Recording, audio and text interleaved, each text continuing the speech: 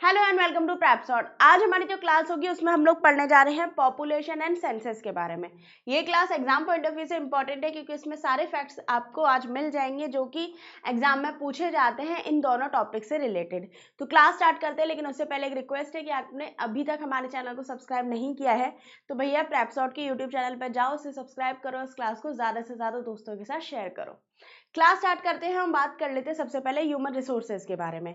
तो human resources क्या होता है, तो इतना याद रखिएगा कि मानव के द्वारा अपनी योग्यता, अपनी एबिलिटी के माध्यम से किसी भी चीज को रिसोर्स बनाने की जो कला होती है वही होती है ह्यूमन रिसोर्सेज। ठीक है, जैसे कि अभी आप फिलहाल में मुझे देख रहे हैं, लाइव क्लास देख रहे हैं, रिकॉर्डेड क्लासेस देख रहे हैं, तो मैं अपनी योग्यता को इस टीवी के माध्यम से आप तक पहुंचा पा रही हूँ, यही एक तरीके का रिसोर्स भी हो गया। बल्ब है, बल्ब से लाइट बनाने का काम मानव ने किया है। सूर्य की रोशनी को लाइट में कन्वर्ट करने का काम किसने किया है, मानव ने या ह्यूमन ने किया है। इसके अलावा कोयला भी ऐसे ही पड़ा हुआ, तो उससे भी ईंधन या उससे भी ईंधन वगैरह बनाने का काम भी किसने किया है, मानव ने किया है। तो याद रखिएगा, ह्यूमन के द्वारा अपनी एबिलिटी को जिस तरीके से, जिस चीज से उपयोगी बना दिया जाता है, जिस चीज से उसको एबिलिटी के द्वारा किसी भी चीज को संसाधन बनाने का काम जो होता है वो ह्यूमन रिसोर्सेस कहलाता है। ठीक है, तो यही सारी चीजें यहाँ पे दे रखी हैं। क्या है, एक बार पढ़ लेते हैं कि peoples are the bigger resource of the country, nature's gift become important only when people find it useful, people turn them into resources with their demands and ability. Therefore, human resources is the ultimate resource. Healthy education and motivated individual developers resource according to their needs. Human resources are not evenly distributed as other resources in the world. They differ in their education level, age, gender, their number and characteristic also vary. तो याद रखिएगा, सभी के अंदर एक जैसी विशेषता नहीं पाई जाती है। एज के अकॉर्डिंग या जेंडर के अकॉर्डिंग, शैक्षणिक स्तर के अकॉर्डिंग इन लोगों में जो अंतर होता है वो पाया जाता है, और ये एक तरीके से संसाधन की तरह अपनी एबिलिटी के माध्यम से क्या करते हैं, यूज आते हैं किसी भी देश के विकास के लिए। ठीक है, यहाँ पर आप देख सकते हैं, ये एक छोटी सी इमेज दे रखी है और यहाँ पे बताया गया है कि कौन से कॉन्टिनेंट में कितनी जनसंख्या पाई जाती है। तो जितना भी आपको ये येलोश एरिया दिखाई दे रहा है, ये है आपका एशिया, क्योंकि सबसे ज़्यादा जनसंख्या जो निवास करती है, सबसे ज़्यादा जो पॉपुलेशन रहती है वो एशिया में रहती है। इसके बाद जो ऑरेंज कलर आपको दिखाई दे रहा है, ये जो पूरा एरिया है, ये है आपका यूरोप, यानी कि एशिया के बाद सेकंड नंबर पे यूरोप आ जाता है। उसके बाद अफ्रीका का जो एरिया आपको दिखाई दे रहा है, यहाँ पे आपको उससे कम लोग दिखाई दे रहे होंगे, तो इसके बाद अफ्रीका है। ब्लू अगर कलर में देखते हैं तो यहाँ पे साउथ अमेरिका के लोग आ जाते हैं, सेंट्रल अमेरिका और साउथ अमेरिका में। नदर्न अमेरिका में पिंक वाले लोग हैं, और आपका ओशेनिया, जिसमें Australia, New Zealand and Pacific island आता है, इसमें रहने वाले ग्रीन लोग हैं। तो याद रखिएगा, सबसे ज़्यादा जो किसी कॉन्टिनेंट में या किसी महाद्वीप में जनसंख्या है तो वो एशिया है, अकॉर्डिंग टू क्या कहते हैं, क्या ये जो आपको इस इमेज के हिसाब से यहाँ पर इसको पता चल रहा होगा कि कभी भी अगर क्वेश्चन आ जाता है कि विश्व में सबसे ज़्यादा जनसंख्या किस महाद्वीप में, किस कॉन्टिनेंट में निवास करती है, तो याद रखना एशिया में करती है। आगे चलते हैं, थोड़ा जनसंख्या के हिसाब से कि यहाँ पे ग्राफ है वो देख लीजिए।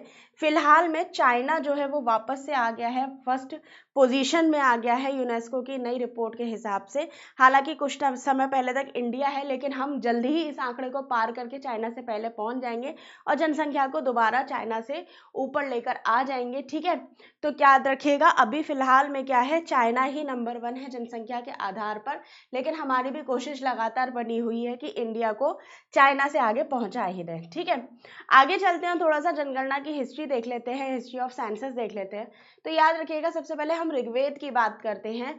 तो the early literature Rigveda suggested that a type of population enumeration was maintained in India during 800 से 600 BC। ठीक है, लगभग 800 से 600 BC के द्वारा जनसंख्या की गणना बना रखने का एक साक्ष्य हमें कहाँ से मिलता है, ऋग्वेद से मिलता है। इसके बाद हम बात करते हैं अर्थशास्त्र की, जिसको किसने लिखा है, कौटिल्य ने लिखा है, और 3rd सेंचुरी में ये लिखी गई थी। तो याद रखिएगा, इसमें भी पॉपुलेशन को कलेक्ट, पॉपुलेशन का रिकॉर्ड रखने का एक साक्ष्य जो है वो मिलता है। और ये किया गया था, किसके लिए किया गया था? ये स्टैटिस्टिक्स या टैक्सेशन की पॉलिसी को आपका निर्धारित करने के लिए इसका रिकॉर्ड जो है वो रखा गया था। इसके अलावा हम आईने अकबरी की बात करते हैं तो the administration report Ain Akbari during the region of Mughal emperor Akbar also included comprehensive statistics related to the population, industry, wealth and many other characteristics.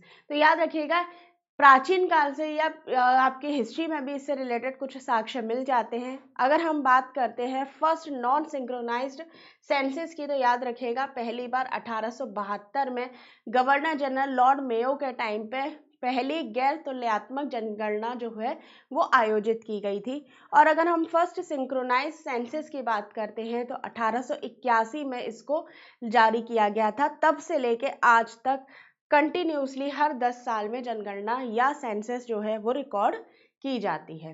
ठीक है, लेकिन इसका एक अपवाद भी है जो आप देख सकते हैं यहाँ पे 16th सेंसस 2021 के रूप में। तो याद रखिएगा census of 2021 was postpone due to the outbreak of COVID pandemic. However, this will be the first digital census which will also have a provision of for self enumeration. This is the first time that information will be collected on such household and member living in a household headed by transgender. Early there was a column only male or female. तो याद रखना जो 16 census होने वाली थी 2021 में उसे postpone किया गया था, किसकी वजह से? आपके कोविड-19 की वजह से। ये जो सेंसस थी पहली ऐसी गणना होने वाली थी, जनगणना होनी जा रही थी जो डिजिटल सेंसस के रूप में जानी जाती। ठीक है, इसके अलावा इसके अंतर्गत ट्रांसजेंडर को भी शामिल किया जाना था, लेकिन इससे पहले क्या कहते हैं, इससे पहले जो कॉलम हुआ करते थे केवल मेल और फीमेल के होते थे।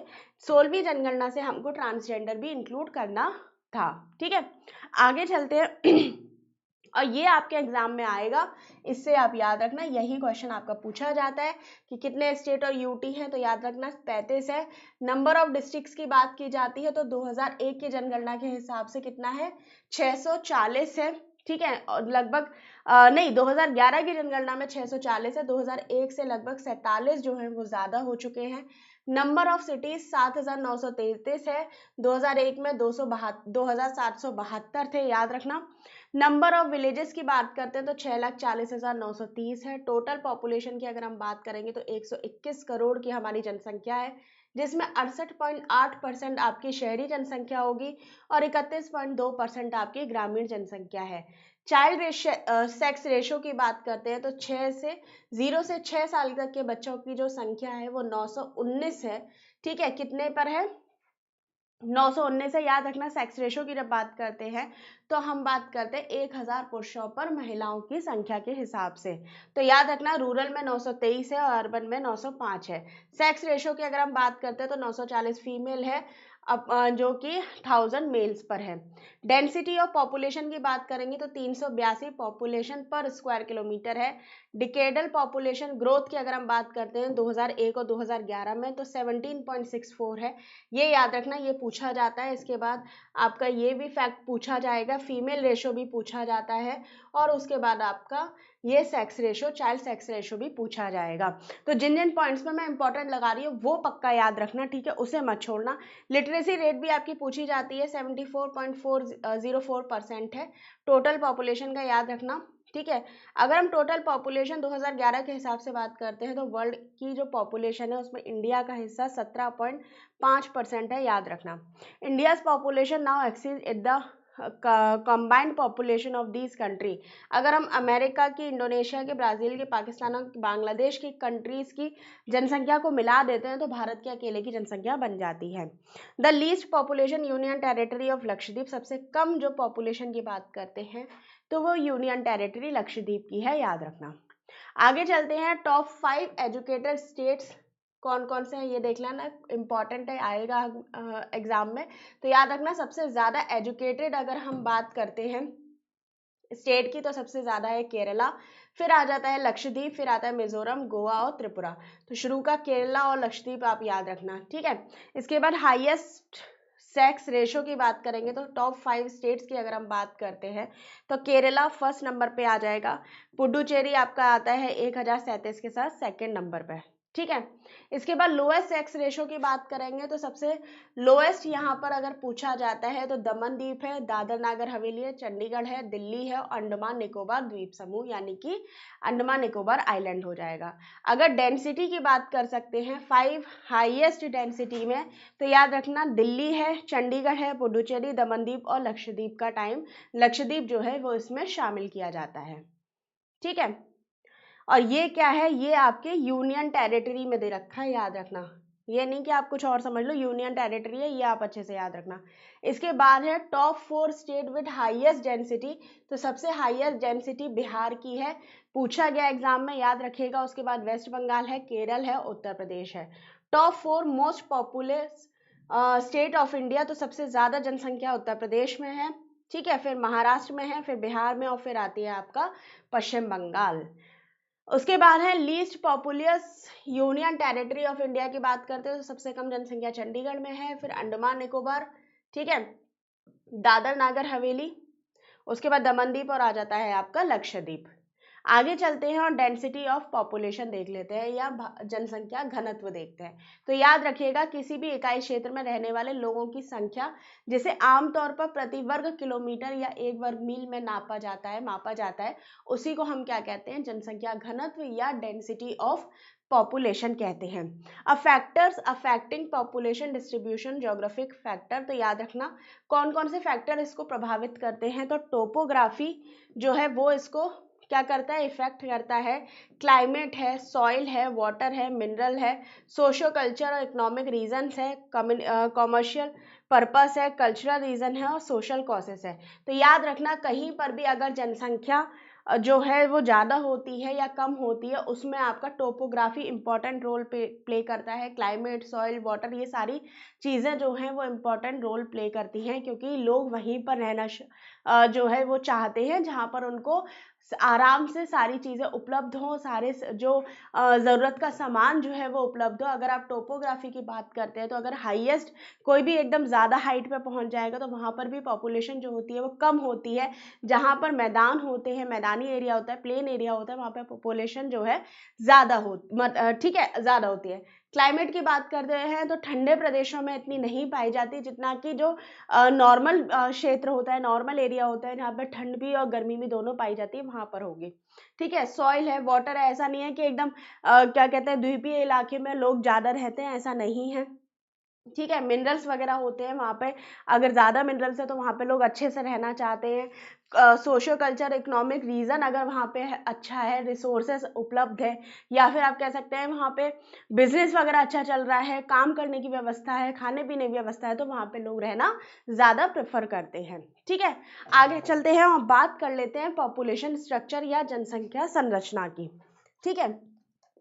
तो जब हम जनसंख्या संरचना या पॉपुलेशन स्ट्रक्चर की बात करते हैं तो याद रखना इसमें हम लोग शामिल करते हैं कि कितने पुरुष और महिला, वे किस आयु वर्ग के या कितने शिक्षित हैं, किस प्रकार के व्यवसायों में कार्यरत हैं, उनकी आय का स्तर, स्वास्थ्य की स्थिति क्या है, ये सारी चीज़ों को हम लोग जब मिला लेते हैं तो पॉपुलेशन संरचना जो होती है वो एक तरीके से तैयार की जाती है। तो याद रखना an interesting way to study population structure of a country is to look at the population pyramid also known as the age gender pyramid। तो ये आपसे पूछा जा सकता है कि एज जेंडर पिरामिड क्या है, तो याद रखना पॉपुलेशन जो पिरामिड है उसी को ही एज जेंडर पिरामिड कहा जाता है, जो कि हम किस में यूज करते हैं, जनसंख्या की संरचना या पॉपुलेशन स्ट्रक्चर में यूज करते हैं। कुछ फैक्ट्स हैं यहाँ पर वो देख लेते हैं। तो याद रखिएगा as of March 2011 India's population was 12,106 lakh which was 17.5% of the world. तो भारत की जो जनसंख्या है वो कितनी है, अगर परसेंटेज में देखते हैं 2011 के सेंसस के हिसाब से तो कितनी है, वो है आपकी 17.5%। These 121 million people are unevenly distributed over a vast area of India, 3.828 million square kilometer, 2.4% of the world land। तो देखियो ये जो है ना ये है पूरे विश्व की जो एरिया है वो है, और भारत की जो जनसंख्या है वो विश्व के एरिया का लगभग 2.4% जो है कवर करती है, याद रखना। According to the 2011 census, the most popular populous state in the country is Uttar Pradesh. 2011 की जनगणना के हिसाब से उत्तर प्रदेश जो है वो सबसे ज्यादा जनसंख्या रखने वाला आपका क्या है, स्टेट है। इसमें लगभग 1990 लाख जनसंख्या पाई जाती है। Uttar Pradesh is the home to 16% of the country's population, ठीक है।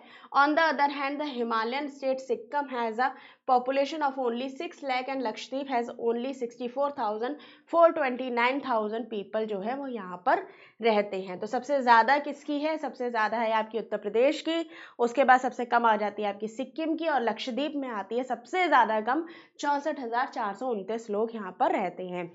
Almost half of Indians population lives in just 5 state, कम से कम आधी जो जनसंख्या है वो इन्हीं 5 स्टेट्स में रहती है, जिसमें सबसे ज्यादा उत्तर प्रदेश है, फिर महाराष्ट्र है, बिहार है, वेस्ट बंगाल है, आंध्र प्रदेश है, राजस्थान है।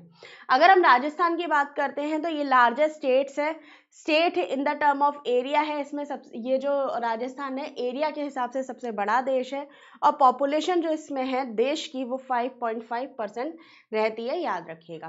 तो ऐसा नहीं है कि एरिया के हिसाब से राजस्थान बड़ा है तो जनसंख्या भी यहाँ पर ज्यादा रहती हो, जनसंख्या कम रहती है लेकिन एरिया के हिसाब से ये कैसा है, बड़ा स्टेट है। तो यहाँ पर आप अच्छे से समझ सकते हैं उत्तर प्रदेश, उत्तम प्रदेश जो है यहाँ पे 16% जनसंख्या के साथ अपना एरिया जो है वो कवर किए हुए है। अगर हम राजस्थान की बात करते हैं तो लगभग 6% यहाँ पे जनसंख्या रहती है। तो अगर हम पहली बात करते हैं तो उत्तर प्रदेश आ जाता है, उत्तर प्रदेश के बाद आएगा आपका महाराष्ट्र, बिहार, पश्चिम बंगाल और आंध्र प्रदेश। आंध्र प्रदेश के बाद मध्य प्रदेश, तमिलनाडु, राजस्थान, कर्नाटक, गुजरात, उड़ीसा, केरल, झारखंड, असम, पंजाब, ठीक है, छत्तीसगढ़, हरियाणा, दिल्ली में 1% ही है, जम्मू कश्मीर, उत्तराखंड और अन्य केंद्र शासित प्रदेश वगैरह को मिला के 2% आपकी जनसंख्या जो है निवास करती है। तो याद रखना सबसे ज्यादा किसमें है, उत्तर प्रदेश या उत्तम प्रदेश में है। इसके बाद आ जाते हैं घनत्व के आधार पर या population distribution in India on the basis of density. जब हम डेंसिटी के हिसाब से देखते हैं, घनत्व के हिसाब से देखते हैं, तो हम ऑलरेडी इसको बता चुके हैं कि घनत्व क्या होता है, ठीक है। डेंसिटी की बात करते हैं, जनसंख्या घनत्व की बात करते हैं, तो population density is the number of people living in a unit area of the earth survey. It is normally expressed as per square kilometer. The average density of population in the world is 51% पर square kilometre, ठीक है। तो 51 लोग जब 1 square kilometre के हिसाब से रहते हैं पूरी दुनिया में तो वो आपका रहेगा। अगर हम साउथ सेंट्रल एशिया की बात करते हैं तो हाईएस्ट डेंसिटी पॉपुलेशन जो है वो यहाँ पाया जाता है, यानी कि मध्य एशिया में जनसंख्या का उच्चतम घनत्व है। इसके बाद पूर्व और दक्षिण पूर्व एशिया यानी कि east and south east Asia में पाया जाता है। आगे चलते हैं और बात कर लेते हैं थोड़ा सा कंट्रीज के हिसाब से देखते हैं। तो सबसे ज्यादा जनसंख्या घनत्व बांग्लादेश में है, फिर दुबई है, जापान है, इंडिया आपके चौथे नंबर पर आ जाता है, फिर फिलीपींस है, Vietnam, Britain, Germany, Pakistan, Italy, Nigeria, China, America, Russia और कनाडा का प्लेस आता है, ठीक है। तो अगर हम भारत में जनसंख्या घनत्व की बात करते हैं तो भारत का जनसंख्या घनत्व कितना है, 382 व्यक्ति पर वर्ग किलोमीटर है, जहां बिहार का अकेला जनसंख्या घनत्व की बात करते हैं तो 1102 व्यक्ति प्रति किलोमीटर है। वही अरुणाचल प्रदेश में बात करते हैं तो 17 व्यक्ति प्रति किलोमीटर है। तो याद रखिएगा जनसंख्या घनत्व का मतलब क्या होता है, एक निश्चित एरिया में कितने लोग रह सकते हैं, वही आपका जनसंख्या घनत्व या पॉपुलेशन डेंसिटी होती है, याद रखिएगा। यहाँ पर आप देख सकते हैं पॉपुलेशन डेंसिटी को, सबसे ज्यादा आपको यहाँ पे रेड कलर दिखाई दे रहा है, यही सबसे बड़ा है पॉपुलेशन डेंसिटी के हिसाब से। पहला बिहार है, दूसरा आपका आ जाता है पश्चिम बंगाल, ठीक है। पश्चिम बंगाल के बाद अगर आप बात करें उत्तर प्रदेश, ठीक है, उत्तर प्रदेश के पहले आपका एनसीटी ऑफ दिल्ली है, ठीक है। एनसीटी ऑफ दिल्ली के बाद अगर आप बात करेंगे तो ये आपका आ जाता है पंजाब हरियाणा का एरिया आ जाएगा, तमिलनाडु है, केरल है, इधर आप असम के क्षेत्र में चले जाएंगे तो ये आपका कैसा है, डेंसिटी के हिसाब से है। आपके एग्जाम में पूछा जाएगा बिहार और पश्चिम बंगाल, याद रखना जनसंख्या घनत्व में इन दोनों का स्थान जो है, ये दोनों जो है नंबर 2 की पोजीशन 1 और 2 को कवर करके चलते हैं। आगे बात करते हैं, हम बात कर लेते हैं जनसंख्या वृद्धि या पॉपुलेशन ग्रोथ की। The increase in population in each year or a decade is the measure of the increase in the total number. This is achieved by the subtracting of the earlier population, example 2001 population, from the later population. This is called absolute growth. तो याद रखना, प्रत्येक वर्ष एक दशक में बड़ी जनसंख्या कुल संख्या में वृद्धि का परिणाम है, परिमाण है। पहले की जनसंख्या और बाद की जनसंख्या से घटाकर अगर देख लिया जाता है तो आपकी निरपेक्ष वृद्धि या एब्सोल्यूट ग्रोथ जो होती है उसका पता चल जाता है। तो जनसंख्या की वृद्धि की दर का दूसरा महत्वपूर्ण पहलू है, इसका अध्ययन प्रतिवर्ष प्रतिशत में किया जाता है। जैसे प्रतिवर्ष 2% की वृद्धि का अर्थ हुआ कि दिए हुए किसी वर्ष में मूल जनसंख्या में प्रत्येक 1000 व्यक्तियों पर 2 व्यक्तियों की वृद्धि हुई है। तो अब एक छोटे से फॉर्म में देख लीजिए कि जब हम जनसंख्या की वृद्धि या ग्रोथ को देखते हैं तो हम 1000 व्यक्तियों पर देखते हैं। अगर 1000 व्यक्ति में 2 लोगों की भी बढ़ती 1000 व्यक्ति में 2 लोगों की भी वृद्धि होती है तो हम उसे 2% वृद्धि मानते हैं, या 1% भी होती है, एक व्यक्ति की भी होती है तो हम उसे 1% की वृद्धि रेट के हिसाब से लेकर चलते हैं। ठीक है, यहाँ कुछ आंकड़े दे रखे हैं वो देख लीजिए।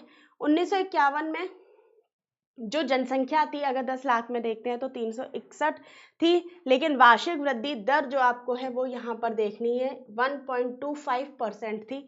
इसके बाद 1961 में आप देखते हैं तो ठीक 10 साल में आपकी कितनी हो जाती है, 1.96 हो जाती है। तो एकदम से लगभग 50% का इजाफा हो जाता है जनसंख्या की वृद्धि में। उसके बाद 1971 की बात करते हैं तो 2.20 होती है। फिर धीरे धीरे जो दर है वो जनसंख्या की गिरने लग जाती है। लेकिन अगर आपको कभी भी अगर बहुत ही डीपली पूछ लिया जाए, कभी फैक्ट के अकॉर्डिंग भी पूछ लिया जाए तो 1951 से 1961 के बीच में जो जनसंख्या की वृद्धि हुई थी वो अचानक से तेजी से हुई थी और उसके बाद धीरे धीरे वृद्धि की दर जो है वो कम होने लगी थी और फिर नीचे आकर अगर आप बात करते हैं 1991 के बाद तो वृद्धि की जो दर थी वो कम हो जाती है। ठीक है, बाकी अभी 16वीं जनगणना होनी बाकी है तो बाकी के आंकड़े जो होंगे वो आपको बाद में पता चलेंगे। अब हम बात कर लेते हैं आयु संरचना या एज स्ट्रक्चर के बारे में। तो याद रखना, the population of a nation is generally divided into 3 categories. अगर हम इसके राष्ट्र की आबादी की बात करते हैं तो हम इसे 3 कैटेगरी में डिवाइड करेंगे। पहले है बच्चे या चिल्ड्रन, जो कि आपके 15 साल तक के बच्चे होते हैं। They are not economically productive and need to be provided with food, clothing and health facility. तो जो बच्चे होते हैं 15 साल तक के बच्चे वो किसी भी तरीके से इकोनॉमिक ग्रोथ के लिए हेल्पफुल नहीं रहते हैं, बल्कि हमें ही उनको फूड, क्लॉथ और हेल्थ फैसिलिटीज़ जो है वो प्रोवाइड करानी होती है। इसके बाद जब हम एडल्ट्स की बात करते हैं तो ये हमारे एक तरीके से रिसोर्सेज जो हम कहते हैं वो है हमारे एडल्ट्स जो 15 से 59 साल या 59 ईयर ओल्ड के होते हैं। They are economically productive and biologically reproductive. It is the working class of the population. तो ये हमारे इकोनॉमिकल प्रोडक्टिव भी रहते हैं, रिप्रोडक्शन के हिसाब से भी फिट होते हैं और यही हमारी जो पॉपुलेशन होती है वो हमारे कंट्री के डेवलपमेंट के लिए बहुत ज़्यादा फायदेमंद होती है। ठीक है, एल्डरली या वृद्ध लोगों की बात करते हैं तो 59 साल से ऊपर की उम्र के जितने भी लोग हैं वो वृद्ध या एल्डरली एज में आ जाते हैं। दीज में भी इकोनॉमिकल प्रोडक्टिव और रिटायर, ये इकोनॉमिकल प्रोडक्टिव भी हो सकते हैं, रिटायर्ड भी हो सकते हैं, कैसे भी हो सकते हैं। They may work voluntary but they are not appointed through the requirement process. ये एक तरीके से वॉलेंट्री काम करते हैं लेकिन इसको भर्ती प्रक्रिया में शामिल नहीं किया जाता है। यहाँ पर आप थोड़ा सा सेक्स रेशो देख सकते हैं। तो याद रखना 100 लड़कों पर लड़कियों की जब संख्या निकाली जाती है तो वो क्या होती है, आपकी सेक्स रेशो कहलाती है। ठीक है, तो यहाँ आप देख सकते हैं जनगणना के हिसाब से प्रति 1000 पुरुषों पर महिलाओं की बात करते हैं तो 1951 में है और 946 थी, 1961 में 941 है, 1971 में 930, 1981 में 934। लेकिन आपको जो आंकड़ा याद करना है वो 2011 का याद करना है। 943 महिलाएं हैं 1000 पुरुषों पर। ठीक है, तो यहाँ पर आप देख सकते हैं सेक्स रेशो ऑफ 2011। अगर हम सेक्स रेशो में सबसे हाईएस्ट कंट्री की बात कर हाईएस्ट स्टेट की बात करते हैं तो केरला, तमिलनाडु और पुडुचेरी, ये 3 हाईएस्ट सेक्स रेशो में स्टेट और यूनियन टेरिटरी है। अगर हम लोएस्ट सेक्स रेशो की बात करते हैं तो हरियाणा है, जम्मू कश्मीर और आपका दमनदीप का एरिया आ जाता है। ठीक है, आगे चलते हैं और लिटरेसी रेट की बात करते हैं। तो याद रखना 2011 के सेंसस में 7 साल की एज और उससे ज़्यादा के लोग जो किसी भी भाषा में पढ़ना और लिखना जानते हैं वही हमारे लिए साक्षर रेट या लिटरेसी रेट में शामिल किए जाते हैं। अगर हम 2011 के रिजल्ट के हिसाब से देखते हैं, सेंसस के हिसाब से देखते हैं, तो literacy rate in the country is 74.04% है, जिसमें आपके मेल्स की अगर हम बात करते हैं तो 82.14 है। ये जो डाटा है इसे याद रखना, ये पूछा जाता है एग्जाम में। और फीमेल का है 65.46 पर फीमेल। ठीक है, केरला की बात करते हैं तो केरला जो है वो सबसे हाईएस्ट पोजीशन रखता है आपका लिटरेसी के हिसाब से। ठीक है, और उसके बाद फिर आ जाता है लक्षद्वीप और फिर आ जाता है आपका मिजोरम। लेकिन जब बिहार की बात करते हैं तो लिटरेसी रेट में इसका जो क्या कहते हैं रैंक है इसकी, वो सबसे लोएस्ट रैंक रहती है। उसके बाद अरुणाचल प्रदेश और राजस्थान का प्लेस जो है वो आ जाता है। ठीक है, आगे चलते हैं और ये है एक 2000 में एक नीति बनी थी जिसका कह सकते हैं आप राष्ट्रीय जनसंख्या नीति जो है 2000 में आई थी। ठीक है, ये इंपॉर्टेंट है, इसमें कुछ इंपॉर्टेंट फैक्ट्स हैं जो मैं आपको बता रही हूँ, याद कर लेना, इससे एग्जाम में 100% क्वेश्चन पूछा जाना है। तो सबसे पहले तो ये याद करना कि भारत की राष्ट्रीय जनसंख्या नीति को किसकी रिकमेंडेशन पर लागू किया गया था। तो याद रखना MS स्वामीनाथन की जो अध्यक्षता में एक कमेटी गठित की गई थी, उनकी रिकमेंडेशन पर इसको क्या किया गया है, लागू किया गया है। ठीक है, इसमें क्या क्या हमने मोटिव रखा है या क्या क्या हमारे जो हमें एम जो है वो फुलफिल करने हैं वो कौन कौन से हैं। तो याद रखना सबसे पहले तो हमें reduce infant mortality rate less than 30 per 1000 lives birth. ठीक है, तो हमें क्या करना है, 1000 जीवित बच्चों पर मृत्यु दर को 30 से कम करना है।